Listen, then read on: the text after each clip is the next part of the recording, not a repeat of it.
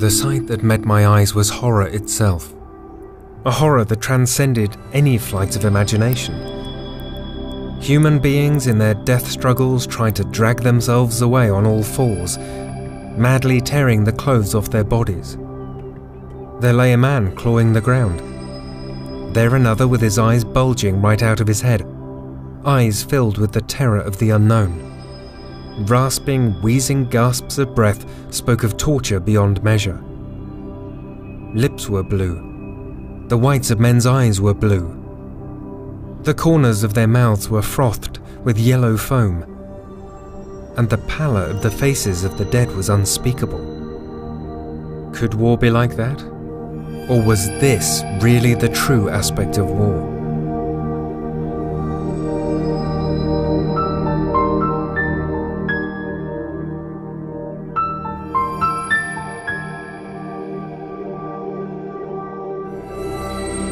Es war an einem Donnerstag im April des Jahres 1915. Schließlich entschieden wir, Gas einzusetzen. Es war ein schöner Tag. Die Ventile wurden geöffnet. Um die Zeit des Abendessens blies der Wind in die Stellung der Franzosen. Een landschap verbergt een verhaal.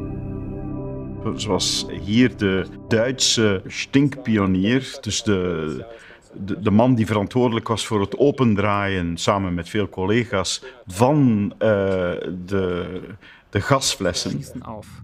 Nach einer halben Stunde fiel nur noch gelegentlich ein Schuss. Dann wurde alles wieder still. De vormelijke gelijkenissen tussen het oude landschap van de oorlog en het nieuwe landschap vandaag is hopelijk sterk genoeg. Zo laat je het nieuwe landschap op, of het hedendaagse landschap op, met zijn oude inhoud, met zijn oude tragiek. En dat stelt de bezoeker in staat om eigenlijk die 100 jaar die ertussen ligt, om die te laten wegklappen.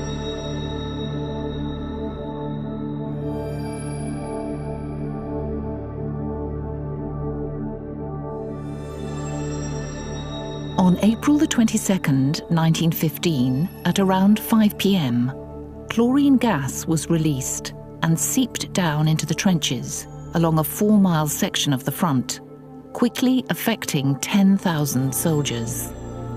It marked a devastating and frightening new development in warfare: the advent of chemical weapons.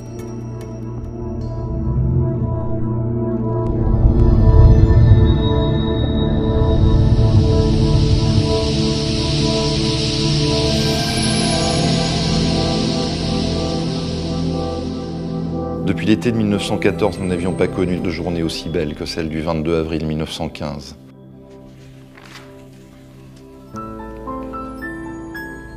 Cette belle après-midi printanière finissait dans un calme qui aurait dû nous étonner. Et voilà que vers 17 George Delfosse, a Belgian army officer, was among those who survived the Second Battle of Ypres.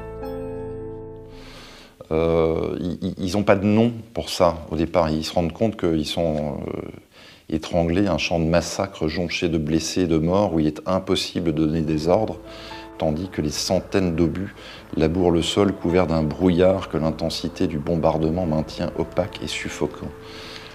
Donc ils sont en train de... Ils meurent les uns après les autres, quoi. Grandson Patrick Delfosse went to every location his grandfather mentioned in his notes from World War I to prepare his forthcoming documentary film on their traces. Donc on a le pont de Steenstraat qui est juste là. Ypres, c'est par là. Il faut retourner de l'autre côté. Et donc le front ici, en tous les cas le front des grenadiers, se situait juste... Voilà, toute la forêt, en tous les cas, ce qui ressemble là derrière, ça part sur à peu près 2 à 3 kilomètres, qui était le front où se trouvait mon grand-père durant cette période-là. Et on voit très bien que la ligne de front chimique, c'est les 4 flèches ici, c'est la première vraie attaque. Cette première attaque dont tout le monde parle, c'est ici. Toxic chemicals were used on a massive scale by both sides to the conflict over the course of World War I.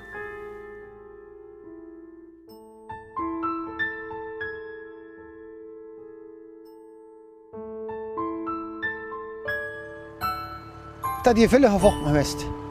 Weer eigenlijk in de frontstreken eigenlijk hier. Weer kunnen we de restanten vinden in de grond. Het was al donker, hè? Het was donker. Ik heb dat met mijn punt van mijn ploeg opgestoten, hè? Heb ik dat doorstekt. En die gas is ontsnapt. Dus ja. Maar dat was ook een beetje het snelmescheppen, dat denk ik ook. Dat was, dit hadden, het was alles, ja. Ik wist dat er zat, ja. Er zit hier veel munitie in de grond. Wij moeten er eigenlijk altijd rekening mee houden dat we op bommen kunnen stoten. Ieder jaar zijn er slachtoffers. Er zal altijd oorlog bestaan, denk ik. Ja, wie ben ik? Dat mag niet gebeuren, die oorlog. Ja,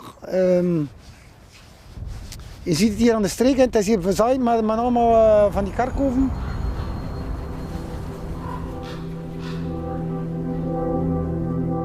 Despite successive attempts to ban them, chemical weapons were used many more times throughout the 20th century, against troops and civilians alike. Chemical weapons leave permanent scars on survivors. Even today, almost 3 decades since the end of the Iran-Iraq War, thousands of victims are still suffering and dying from the effects of chemical weapons. History was finally made in 1997 with the entry into force of the Convention on the Prohibition of Chemical Weapons. For the first time ever, we have been able to eliminate an entire class of weapons of mass destruction under international verification. With near universal membership, the Convention has become an enforceable global norm, forever banning chemical weapons.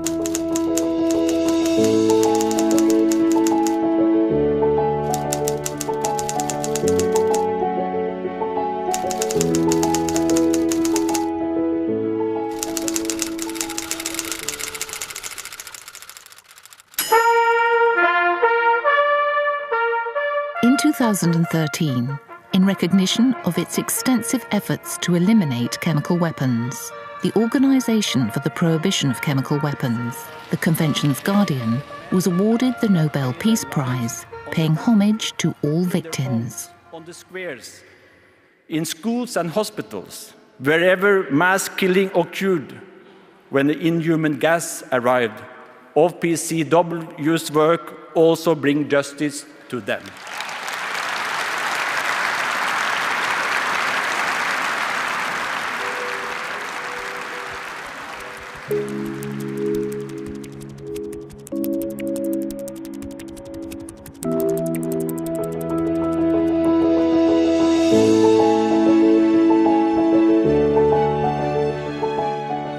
Chemicals are the building blocks of everything.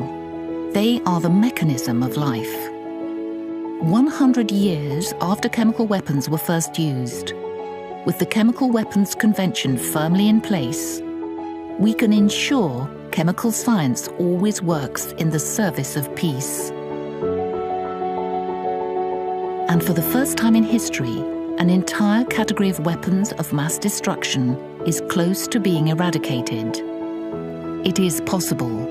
We are achieving it.